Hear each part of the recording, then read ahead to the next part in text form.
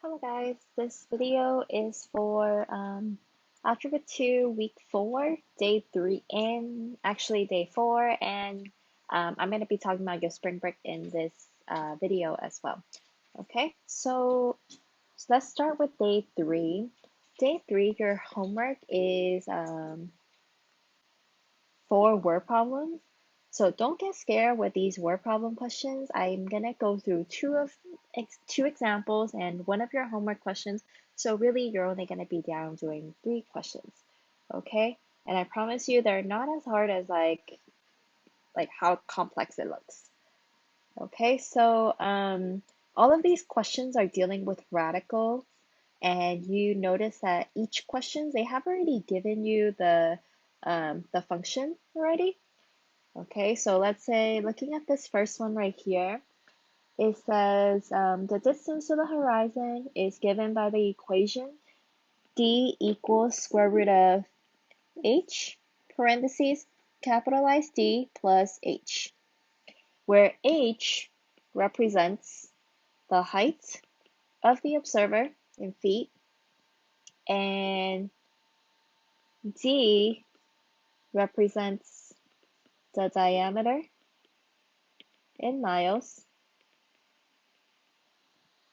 Okay, and then it says write the equations as the write the equation of as a function of the height and use 7,918 miles as the diameter of the earth and calculate the distance Maria is from the horizon if she is standing on the hill with that is 0.02 miles above sea level. Okay, so they kind of gave us the heights already, and they want that to be in 0.02 miles. And for diameter, they also gave that to us as 7,918. And what we're really looking for is lowercase d. Okay, so let's substitute our information. If I have d equals square root, okay, 0.02, and then later we're also going to have a 7,918 and adding a plus 0.02. Okay, so I'm going to put those parentheses and plus signs right there. And really, you're just going to simplify this. Okay, so if you put this in your calculator, make sure you want to have enough parentheses. Your answer in this case would be a rounded answer, and that would be about 12.6 miles. Okay, since we have everything in miles. Okay, and that's really it. That's all you gotta do. Just knowing how to identify what each letter means and substitute the numbers that are given. Okay, let's do another example. So this time you are given the relationship between the radius and the area, and the function given is r equals big square root of capitalized A over pi. Okay, so again, in this case, what do you think radius, R stand for? Radius. Radius. Capital A would stand for area. And pi, they said to use 3.14 as the number. Okay, and then what other numbers are they given to us?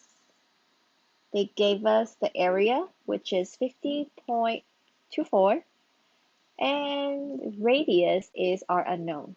Okay, that's what we have to calculate. So substitute your information and then solve for r. So we got r equals square root of 50.24 over 3.14. So r would equal to, this would be an approximate. I'm going to use, it would be approximately 4. Okay, and this is in meters. Okay, pretty easy. let's look at actually look at your homework. Okay, I'm going to do number should I do for you? Let me do number 2 for you. Okay, so let's look at number 2. It says the time it takes for an object to fall a certain distance can be calculated using the equation t equals. I don't know why I always like to rewrite my function. I think it's easier for me to know what to substitute it in later. And it tells me t stands for time, d stands for distance, and g stands for force of gravity. Okay, so out of all of these letters given, which ones actually gave me numbers to substitute? Okay, what's this 9.81 do? Read the whole thing. It says use 9.81 meters per second square as the force of gravity. Okay, so I know that's 9.81. And 3, if it ends with seconds, okay, that means is it time or distance? It would be time. Because this also says calculate the distance. Okay, so let's substitute our information in. G is going to go at the bottom. 3 is going to go to the T. Everything else, I don't know, so I'm going to keep everything inside. Okay, we may need a little bit more room for this question, so I'm gonna erase this first, okay? Since I finished using that information. Your job is to solve for D in this case.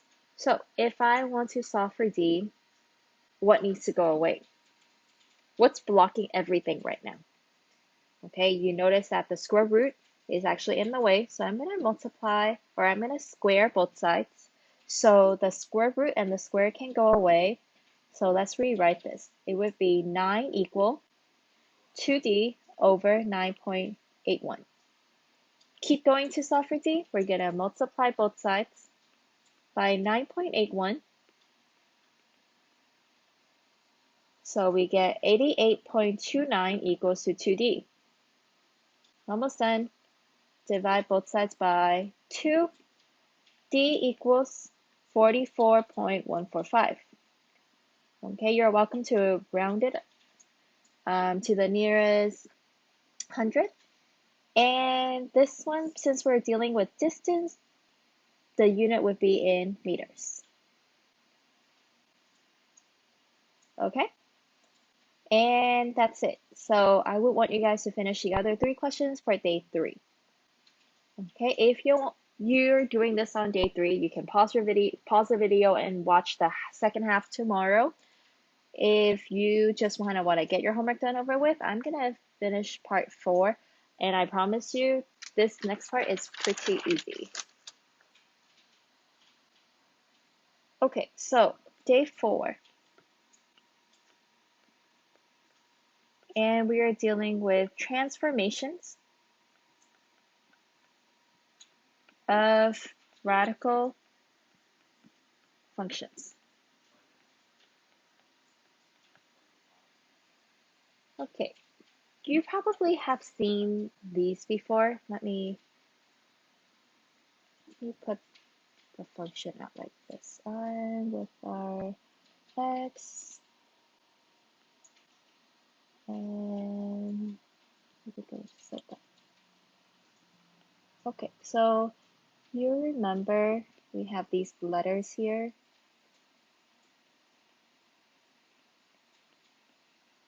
Okay, this was about transformation for like quadratic functions, for what's the other one that we dealt with first recently? I think we were working with exponential functions. I can't really remember, but I so remember we deal with quadratic functions using these letters. Okay, and remember the first one? These ones right here, we rarely use them. but they are the compress and stretch. Okay, I think we mainly use these last parts right here. Okay, so C right there, inside the parentheses, always translates left and right. Okay, and because we have that negative right there, if your, let's pretend if it was like a x plus 5, remember we always do the opposite of that, and that would be moving left 5. And if it's x minus 5, then we're really moving right 5. Okay, hopefully this kind of brought back some memory. And then for the last part, plus D right there, we are translating up and down. And since it's plus D, whatever it shows right there is moving up or moving down.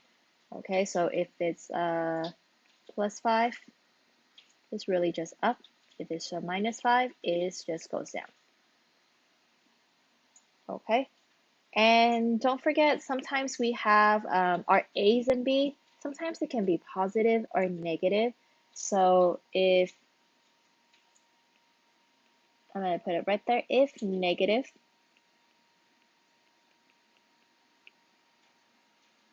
okay, and right there. So if you have a negative right there, the graph flips vertically or horizontally. Okay. So that's like a formula for almost everything. What you're going to be dealing with for this lesson, it's a function. The parent function is square root of x. Okay, if you watch the previous lesson, remember we kind of extend this line. 1, 2, 3, 4, 5, 6, 7, 8, 9, and oops, 1, 2, 3, 4. We had a graph originally with 0, 1, 4, 9, and 16. If I take the square root of the x, these numbers are going to show up. Okay, 0, 0, 1, 1, 4, 2, and 9, 3. Graph looks like this. If I were going to continue, I would use 16 as my number, and I'm going to go up 4. Okay, so your homework in this case is going to be giving you like a command. So it would tell you like translate up 5 units. Okay, so you would have to use your original graph. Let's see. Yeah, let me actually redo a new one. So if this was my original graph, if I have to translate this 5 units up, that means I'm going to, like, according to this function up here, like look at the top, I'm going to be doing something to the end of it, to the end of my function, because I am moving it up. So if this is my original, I'm going to add 5 all the way at the end. It's not even included in the square roots. Okay? So each of those numbers, I'm going to go up 5. So I'm going to go 1, 2, 3, 4, 5, and then put my new point there. Okay, suppose these are this was like my 1, 2, 3, 4, 5. I'm going to go up like right here. Okay, and you would notice we're going to kind of make a parallel graph, but it'll just go up 5. And this is my new function. I'm just going to call it g of x.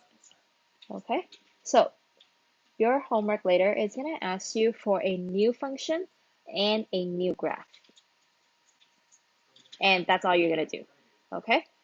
Let's do the next one, or let's do another example. So I'm actually not gonna do your homework for you this time. This is really similar though, so I think you can handle it yourself. I'm gonna go translate left 3 units. Okay, again, original graph look like this. Okay, if I were gonna draw that better, original graph look like this, just like the one on the left. I'm gonna translate this 3 units to the left. So that means I'm gonna go 1, 2, 3 left. This is gonna be my new points. Okay, remember, if this was like my original, I'm gonna go 1, 2, 3. This is my new points. Do the same for any points that is like kind of mark exactly. You can move those points, and your graph will look something like this. Okay, so how do I write my new function right here? We can also use g of x. And if I'm going left 3, go back up to the top, look at our notes at the top. Moving left, it would be a x plus 3 inside a whole square root, okay, because it's inside the function. And that's it. Okay, so your homework for day 4 is this page right here. I only gave you guys 4 questions because I understand it's like the day before spring break. You guys kind of don't want to do anything already. So only 4 questions, and I have high hope that you guys can get this done within like 5 minutes. Okay, I am gonna just talk about your spring break assignment real quick. Your spring break assignment is just 1 page and it's a talk to talk assignment. So you are asked to create a logo to town. Use technology to design a logo that includes the transformation, square root of x, and cube root of x. Graph at least 2 transformations for each function. And then write each function you graph first in terms of its transformation of f of x or g of x, and then in terms of x. State the domain of each transform function. Okay, so you are welcome to do it on this paper, or you can do it on Desmos.com because it says use Desmos. And then I'm gonna show you Desmos on my iPad. So you can go ahead and if you haven't done so, download Desmos graphing calculator. Okay, so since I have already downloaded, I'm gonna open my Desmos. I'm gonna show you an example that I did, but you can't copy me, okay? So you only need at least 2 functions of the square root of x and square root of cube root of x. So look at my iPad right here. I have square root. This is the original graph. You can play around with this function by adding numbers to it, subtracting numbers to it, moving it up or left, I don't know, putting negatives everywhere just to see how it looks. And you're going to create a logo. You just have to look like something, okay? So let me do, let's say if I go like that, I added something to it, okay? And then on my next function, I'm going to do something similar, but I'm going to put a negative to it, to the outside. So it'll be x plus 3, kind of the same graph, but the negative will flip my red graph to the left. Okay? And then I'm going to cut it because if you notice, this goes on forever. A logo does not go on forever like that. Okay, so I'm going to cut it. So go to this ABC and then right down here, you have a braces. Okay, go back to the numbers. I'm going to cut from -3 less than or equal to x less than or equal to 3. Okay, and you will notice using that kind of format, your numbers gets cut from left to right. Okay, so it starts from a smaller number first and then a bigger number. Then the number will show. Okay, and then right down here, I'm going to do again another braces because I wanted to kind of match the one on the left, on the right side. So I'm going to use, I don't know, maybe -9 less than x less than or equal to -3. Okay, so it kind of forms something. Okay, it doesn't really look like anything. It's a logo. Okay, and then next, I am going to do my cube root. So go to functions, and then go to miscellaneous, and there's this cube root with a number. Okay, I'm gonna put the 3 outside and put an x right here.